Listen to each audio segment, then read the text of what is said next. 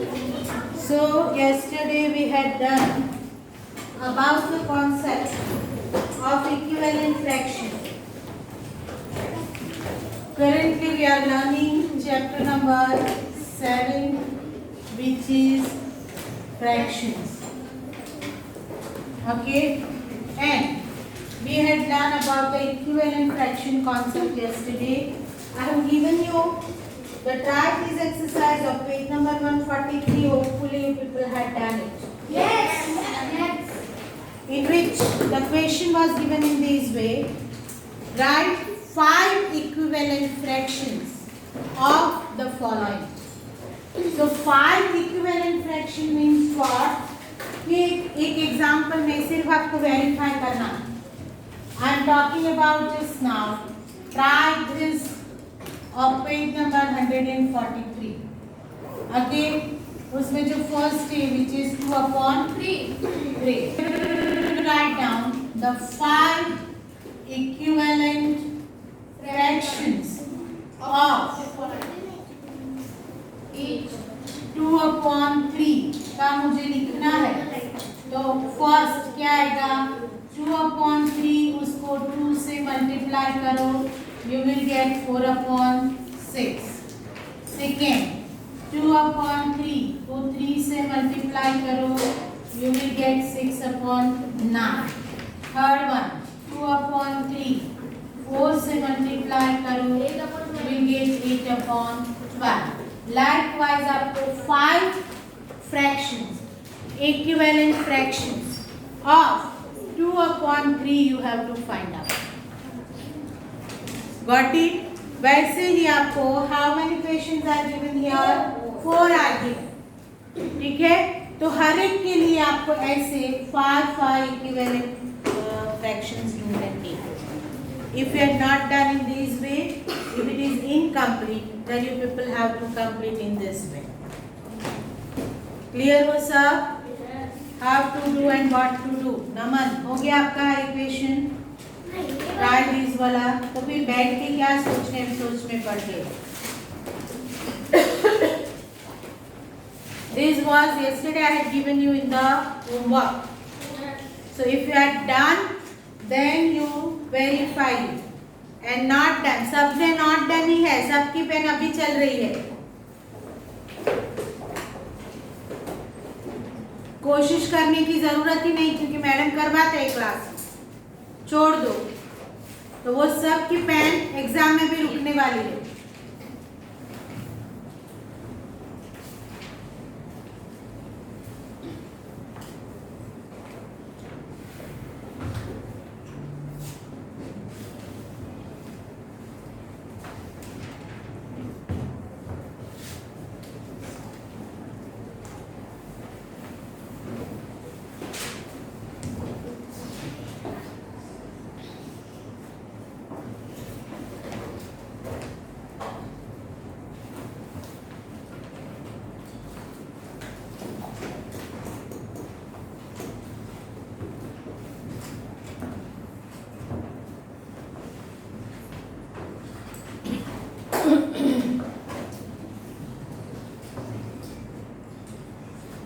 ये equivalent fraction का concept आप 3rd स्टैंडर्ड से पढ़ते आ रहे हैं. ये पूरा चैप्टर जो हम पढ़ रहे हैं that you have learn in standard 3rd.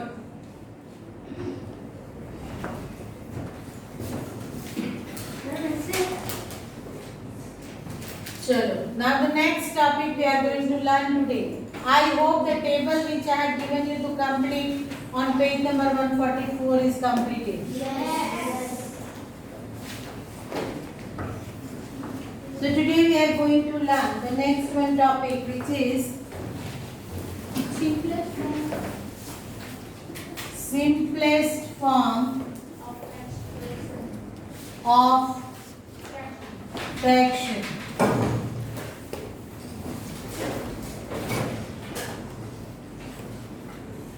Now pay your attention over here. जब पढ़ाती हूँ ना तब ध्यान नहीं देते ना, इसलिए नहीं आता है. तब कुछ और ही काम करना है हम लोगों को. फिजिकली सब प्रेजेंट रहते हैं, मेंटली सब एब्सेंट रहते हैं. इसीलिए पेन नहीं चलती जब मैं होमवर्क देती हूँ वहां पे. So simplest form of the fraction. What is the condition of simplest form? So in the fraction we have two things.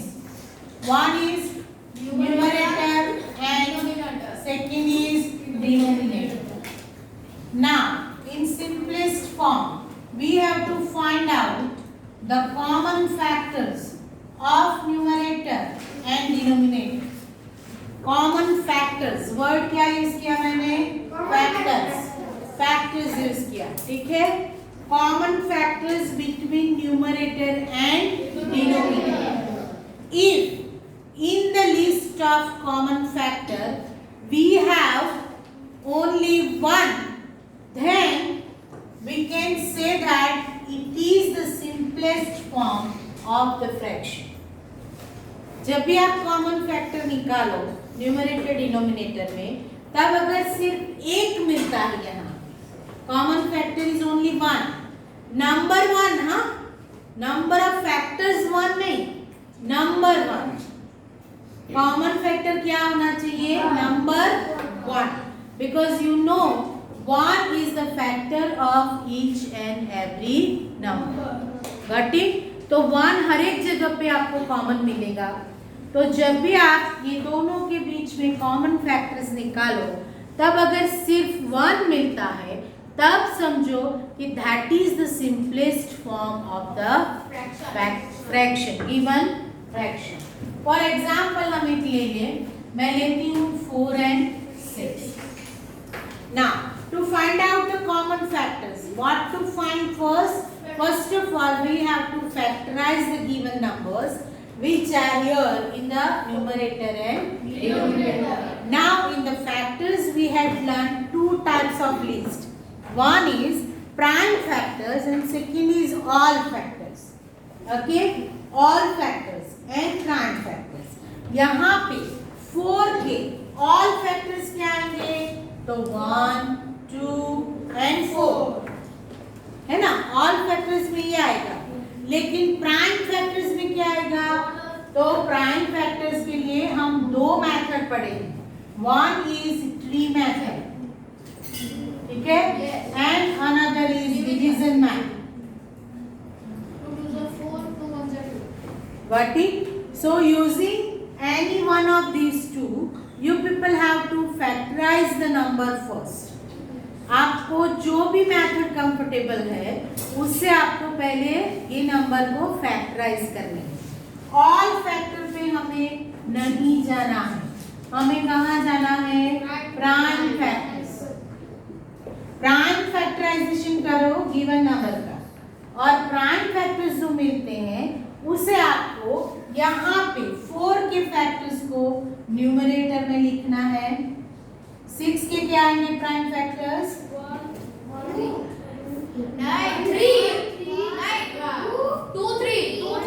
2 multiply 3।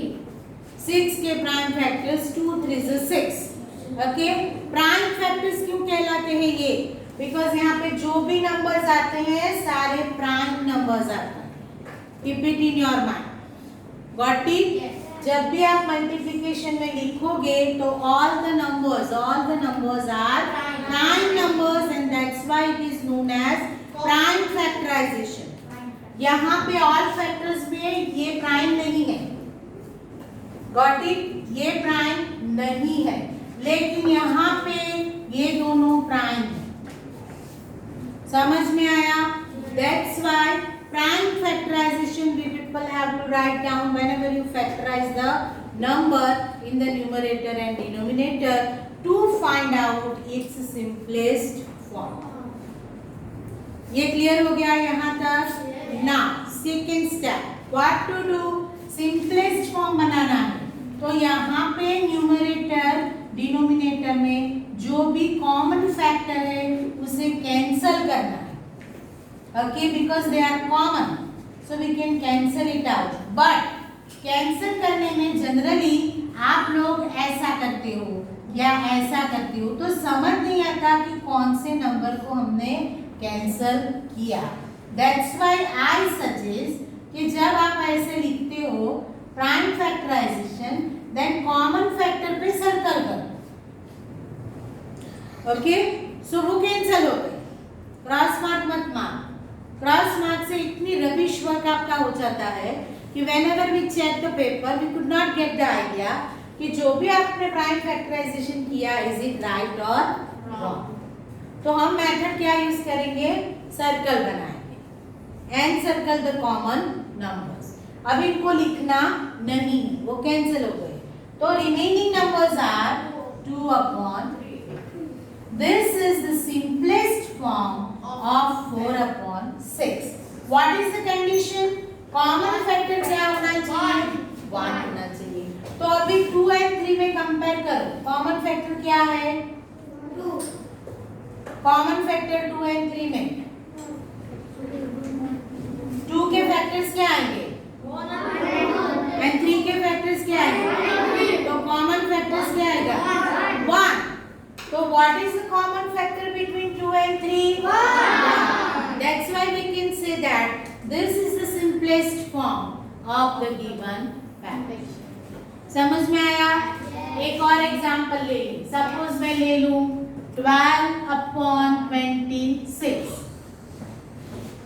Okay, 12 के प्राइम फैक्टर्स निकालने हैं हमको, तो सिंपल, आपको कुछ भी इधर उधर जाने की जरूरत ही नहीं है। ये दो मेथड में से एक मेथड अप्लाई करो।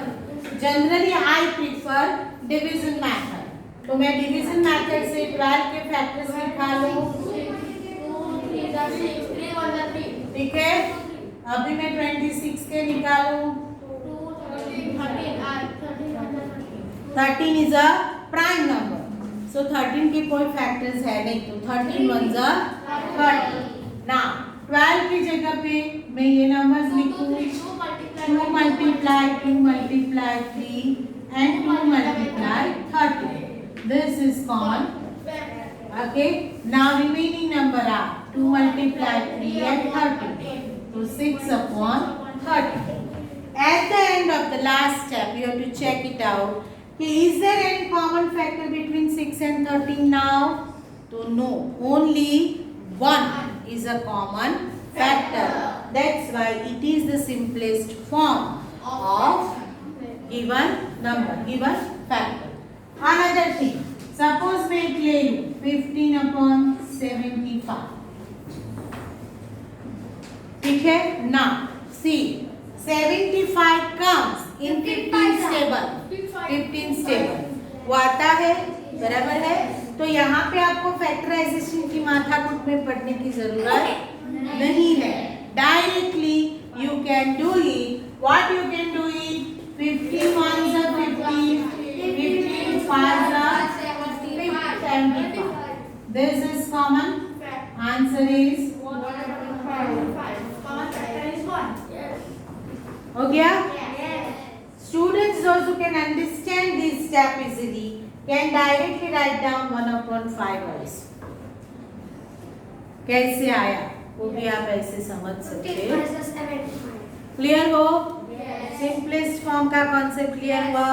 What is the logic behind? The simplest form of fraction has only 1 as a common factor between numerator and denominator. Okay, in other way we can say that if there is only 1 is a common factor between numerator and denominator, then that fraction is in the simplest form. Clear ho sab? Yes. Sure? Yes. Chalo start with a new heading. Try this of page number 146. Before that 145 पे ये bold letter में दिया है आपको, देखो या fraction is said to be simplest if its numerator and denominator have no common factor except 1. इसे underline करो या ब्रैकेट करो, हाईलाइट करो, जो भी करना है करो। Then start, try these of page number 144.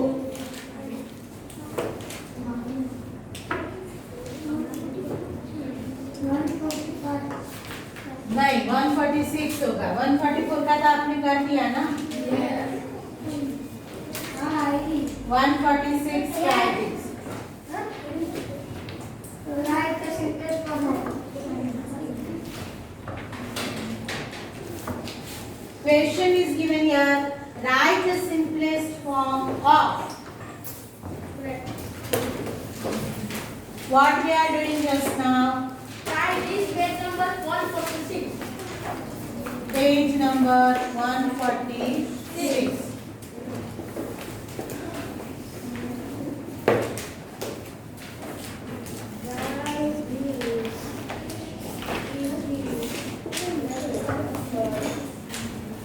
First is 15 upon 75, which we had already done. 15 upon 75. आप ऐसे भी फैक्टर बनाओ. 15 ones are 15, 15 fives are 75. इसे आप सर्कल कर दो. Answer is 1 upon 5.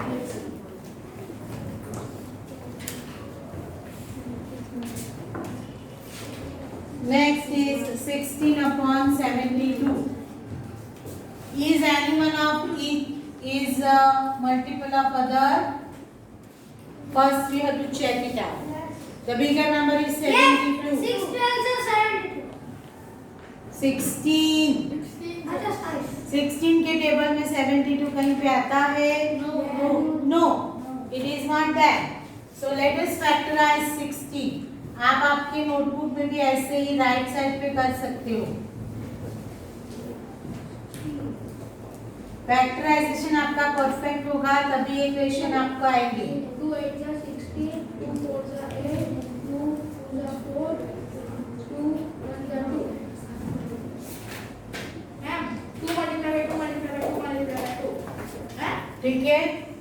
अभी आपको 16 upon 72 का ये प्राइम फैक्टराइजेशन गलती किए बिना लिखना है. हाँ, generally students make the mistake. हाँ, यहाँ सब ठीक किया है लेकिन यहाँ जब लिखते हैं तो कोई नंबर छूट जाता है क्योंकि आपको तो चांद पे पहुँचना है. दौड़ते रहते हो हमेशा. बराबर है. तो आप लोग है ना ऐसी गलती कर देते हो तो वो नहीं होनी चाहिए. काउंट करना है कि 1 2 3 4 times 2 are there. Shall I write it properly or not? फिर यहाँ पे देखो 1 2 3 3 times 2 है and 2 times 3 है. नाउ कॉमन फैक्टर को निकालो.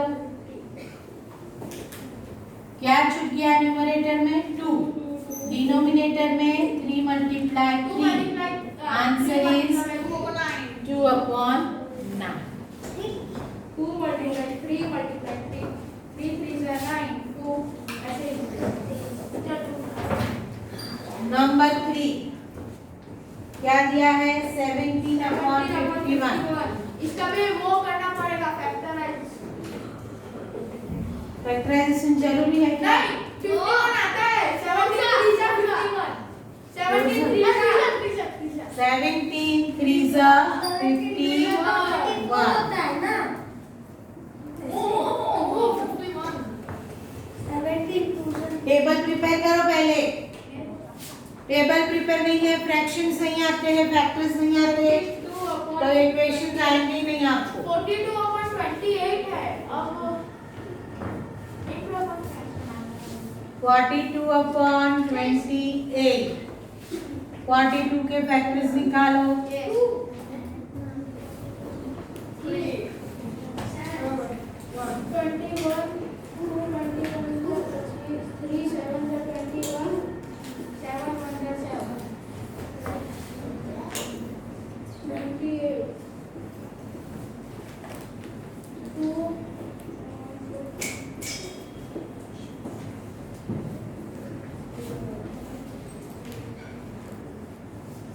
आंसर क्या आ गया? 3 upon 2. मैम तो इसमें 3 1 में 72 के आंसर 3/2. अब 18 124. 80 upon 24. 80 आता है नहीं. करना पड़ेगा. 80 2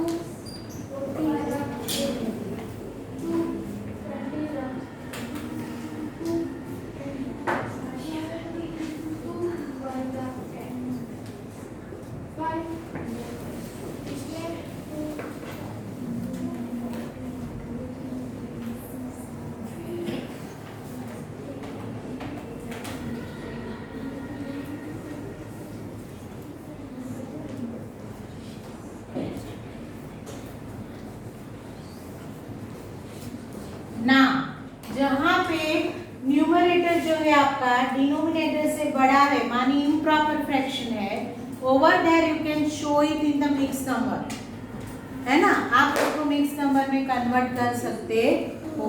जनरली आंसर आपको मिक्स नंबर में ही मिलेगा।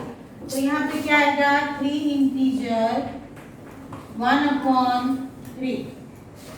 आगे भी कहीं पे कुछ होगा ऐसा 1/5 1/, यहाँ पे है ना। ये मिक्स नंबर 1 इंटीजर 1/2। मैंने कैसे बनाया मिक्स नंबर, याद है आपको, QRD याद है ना, QRD वाला, तो वो मैंने बनाया, quotient, remainder and divisor. Clear हो? दूसरा is 49/64 in its simplest form. सो ढूंढो सिंपलेस्ट फॉर्म में है क्या वो। No. चेक करो, is there any common factor except 1 between 49 and, हाँ 7 7 तो 49, बाद में 64 नहीं 64 था 64। Oh, 8 is 64. तो कॉमन फैक्टर आएगा क्या वहाँ पे, No. 64 7 के टेबल में आता है, वो ढूंढो। No. नहीं आता है तो कॉमन फैक्टर कोई मिलेगा, नहीं। so it is already in its simplest form. तो write down the answer 2 कि 49/64 is in simplest form.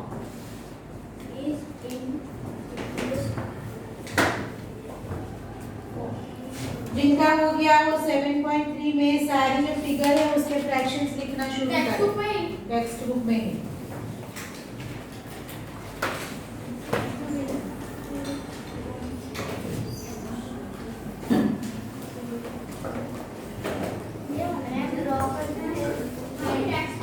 भाई टेक्स्ट बुक में લખવાનું હોય તો ડ્રો ક્યાં કરવાના, मैं કીધું કે ટેક્स्ट बुक में જ લખો, दिमाग ही नहीं रखते क्लास में, घर पे छोड़ के आते हैं सबके सब।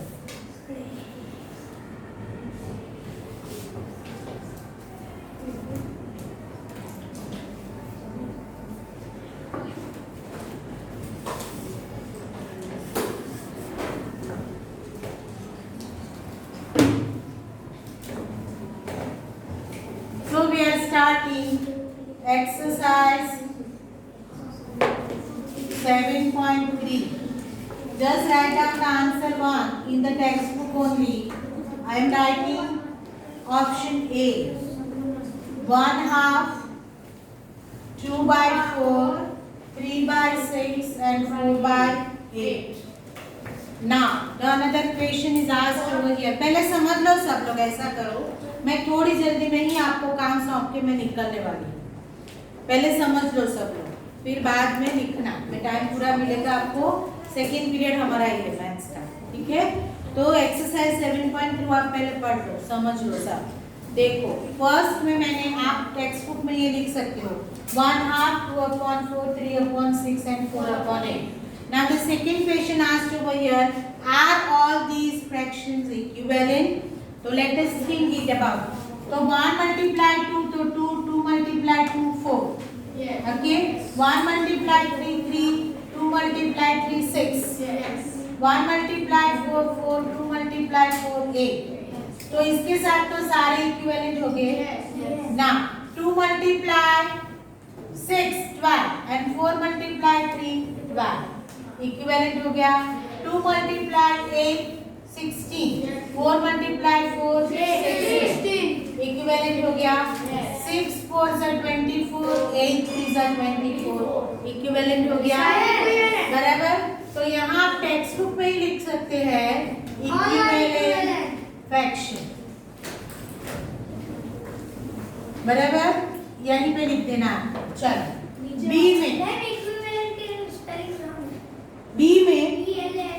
बी में जो शेडेड पार्ट है ना उसको ही आपको फ्रैक्शन में लेना है।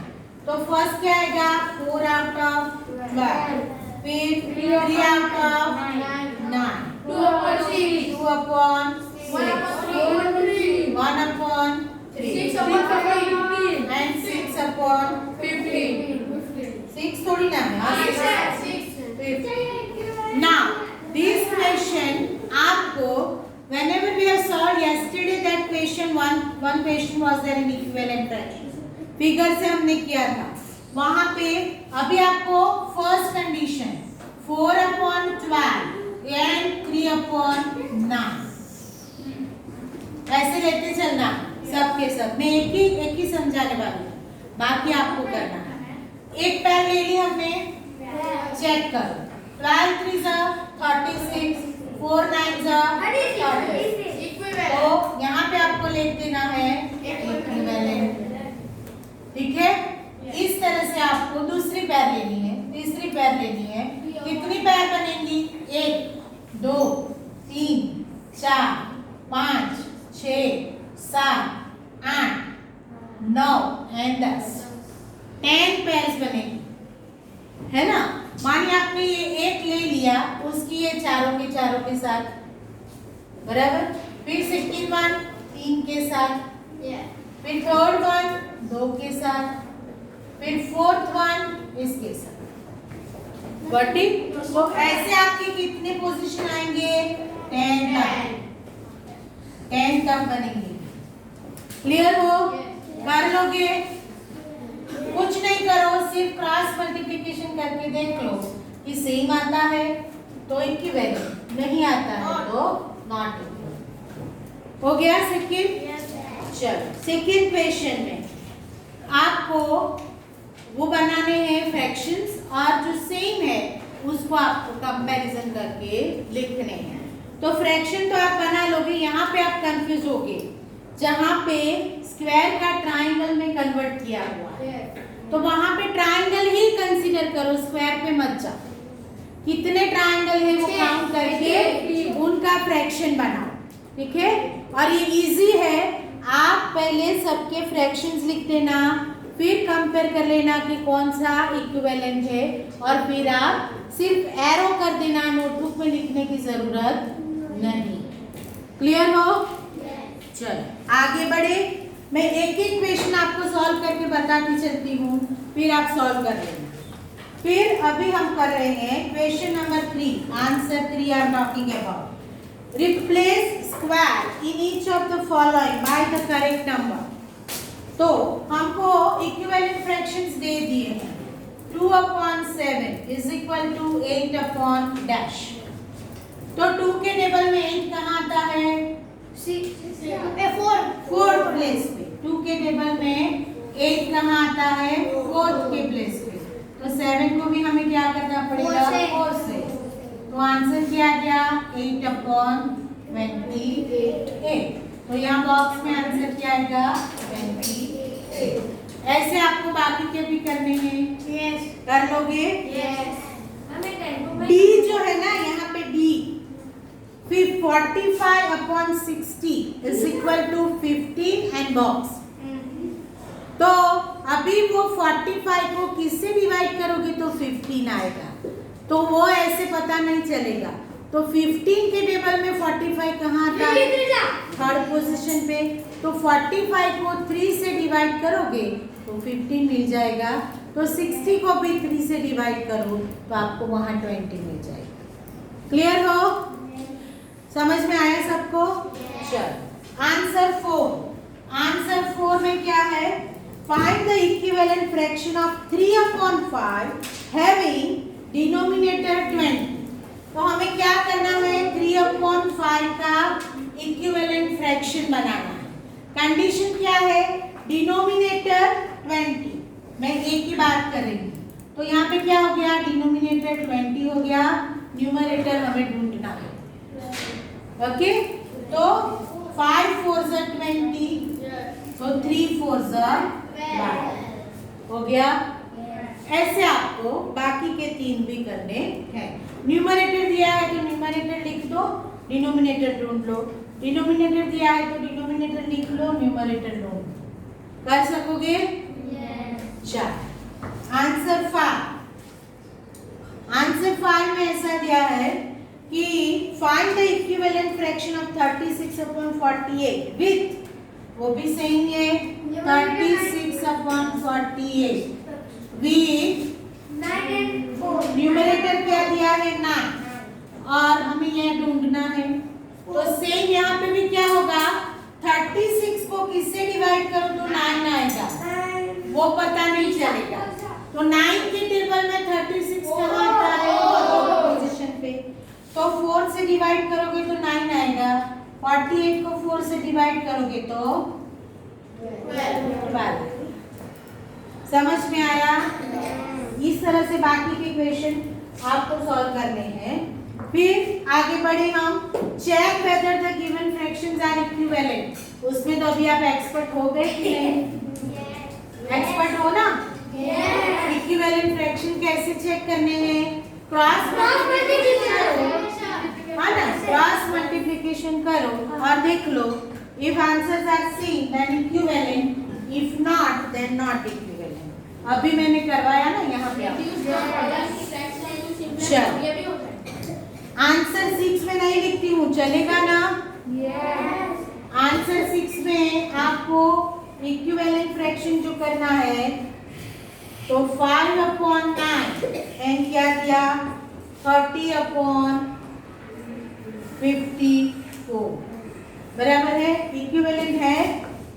ऐसे भी पा सकते हो आप, 35 के टेबल में कहाँ आता है 5 6 तो 5 6 करती हूँ तो 30 आता है, तो 9 6 करती हूँ तो 54 आता है। तो ये क्या है इक्विवेलेंट है। ऐसे भी आप कर सकते हो। क्लियर? चलो आंसर 7 में रिड्यूस फॉर्म 48/60 तो 48 के फ्रैक्शंस फैक्टर्स बनाओ।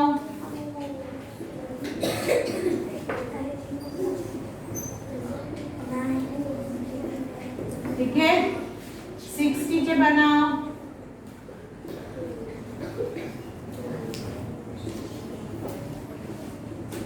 हो गया? Yes. लिख लो एंड कॉमन फैक्टर निकाल कर लोगे? चलो आंसर 8 में पे your attention in the text book.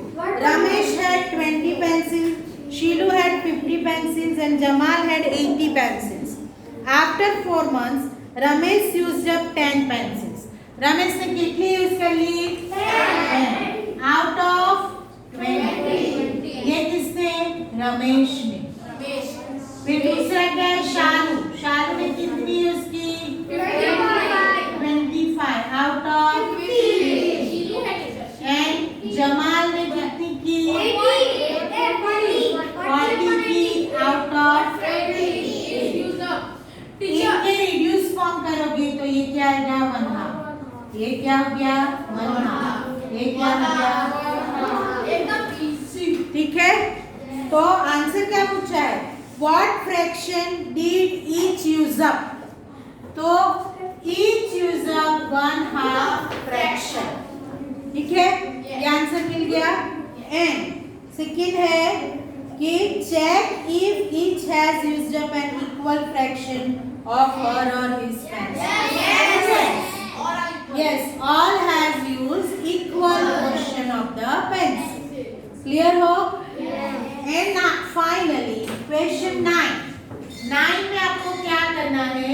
Answer 9 में कि मैच द कॉलम है एक्चुअली, बट उनके पास स्पेस की प्रॉब्लम है तो उन्होंने इधर उधर लिख दिया। आपको क्या करना है?